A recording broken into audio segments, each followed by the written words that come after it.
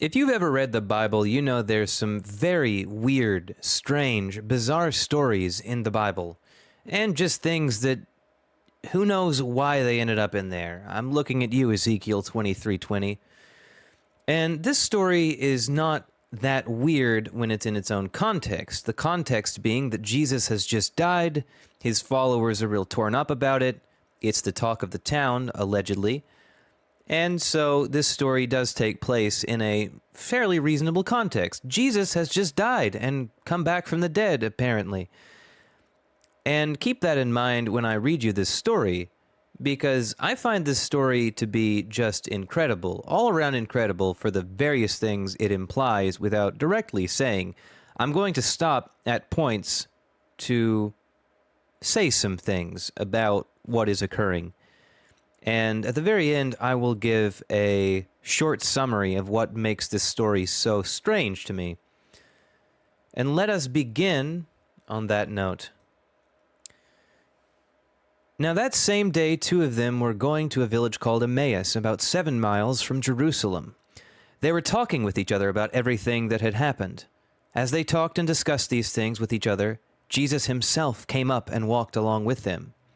But they were kept from recognizing him. Now, the first thing I have to ask here is, why were they kept from recognizing him? He has just come back from the dead. I think at this point he would be wanting everybody to know that.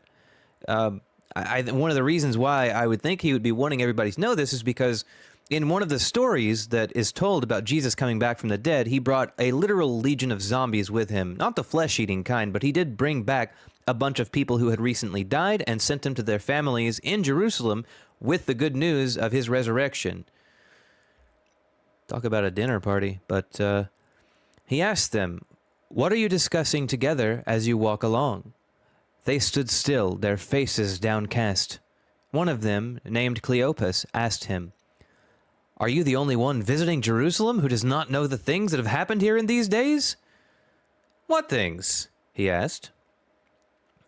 Now, to stop again, that's very interesting because of the whole zombie situation that I mentioned before. And more interesting than that is we don't have any contemporary records of the earthquake, the sun going dark, the temple curtain ripping. We don't have records of these things, and they were pretty big events. Between all of that and the zombies, you would think somebody would have noticed. The Romans were pretty meticulous record keepers, and it seems like the closer one got to Egypt, the more meticulous those records were, or Rome on the other side. But we don't have any contemporary records of those things happening, which kind of implies they didn't. So, actually, what things is a pretty good question to be asking here. But I digress. "About Jesus of Nazareth," they replied. "He was a prophet, powerful in word and deed before God and all the people. The chief priests and our rulers handed him over to be sentenced to death, and they crucified him. But we had hoped he was the one who was going to redeem Israel." Again, I must stop and put out that the traditional Jewish conception of what the Messiah was supposed to do, and there isn't just one, there were a bunch of different messiahs within Judaism.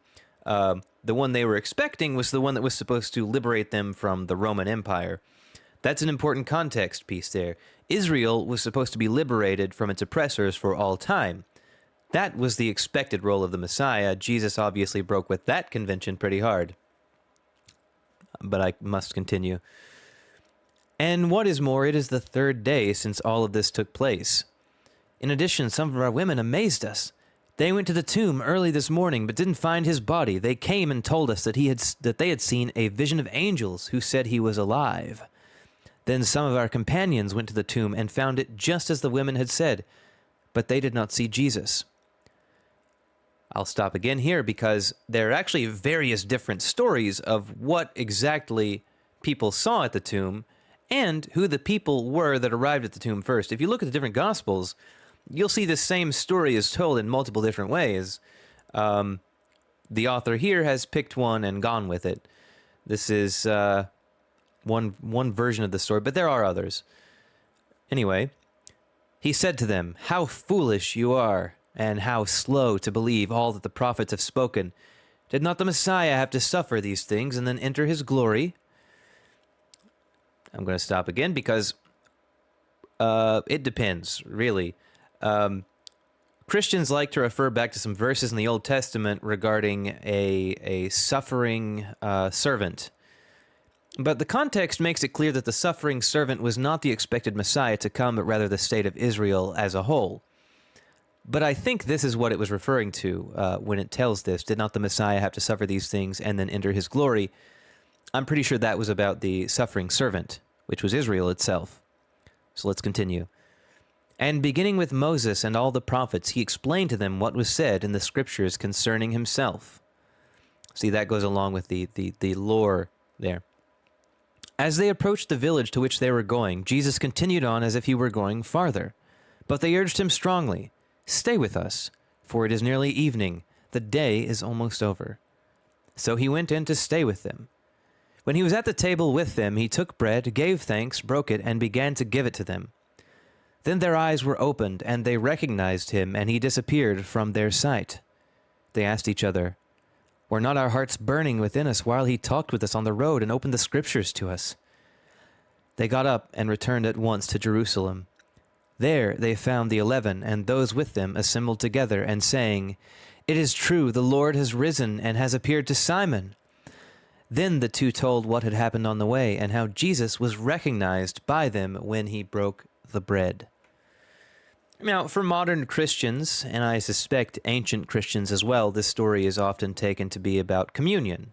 You know, the bread, my body, that sort of thing. I do find that to be a reasonable explanation of what the author was trying to purvey. Perfectly reasonable. But there are some odd things about this story. I think most notably, if you take Occam's razor to it, it falls apart for what it is. For example, the whole story revolves around them meeting a masked Jesus on the way to Emmaus. Not masked, he was hiding who he was in the story. He didn't want them to know for some reason, which seems to me like deception, which is lying, which is a sin. But, whatever. And when they got back to the house, after he told them all these amazing things, he broke bread with them, and after breaking bread, he just vanished into thin air. Now, does that sound to anyone out there like something that actually happened, or does that sound like, a hallucination or something like that? We've all experienced weird things upon losing loved ones. Something like 8% of Americans have reported seeing a deceased loved one after they died. I mean, grief can do pretty powerful things, and there's also the dream element. Sometimes I have dreams so strong I can't tell them apart from reality. In any event, this whole story is just very bizarre for the reason that it's kind of like a trickster Jesus. It's kind of like a magical trickster Jesus who doesn't want them to know or wants them to know, or a mix of both.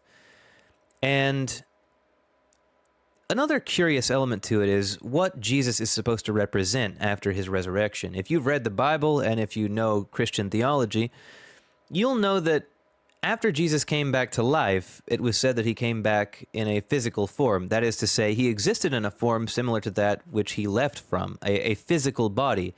At one point, a servant gets to touch the wounds on his body. That's pretty physical to me.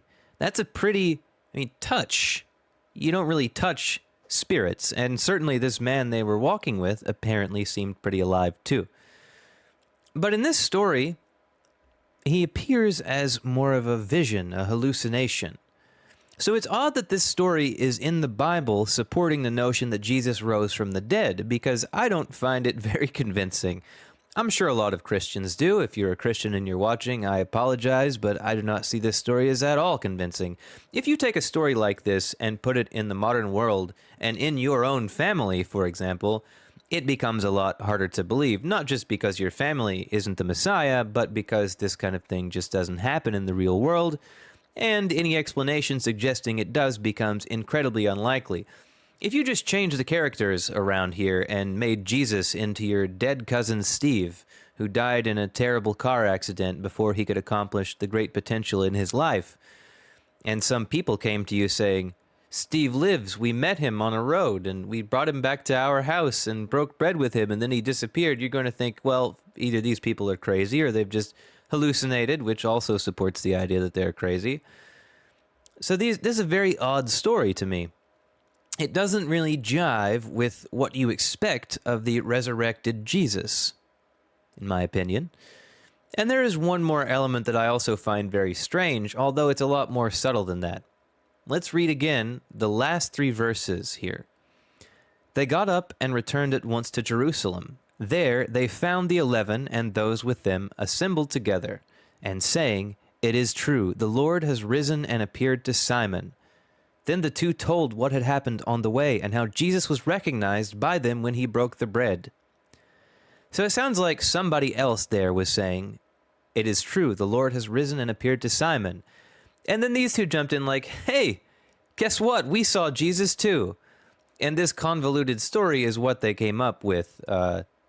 However, I must note that all of these stories were written far after these events were said to have occurred. They were based on oral traditions that had developed after the death of Jesus. So it's hard to say that any of this actually happened. I don't see it as being extraordinarily unlikely. The scholarly consensus is that there was a person named Jesus who existed. You can't really say much more than that. He was probably killed by the state for being a revolutionary preacher, an apocalyptic preacher.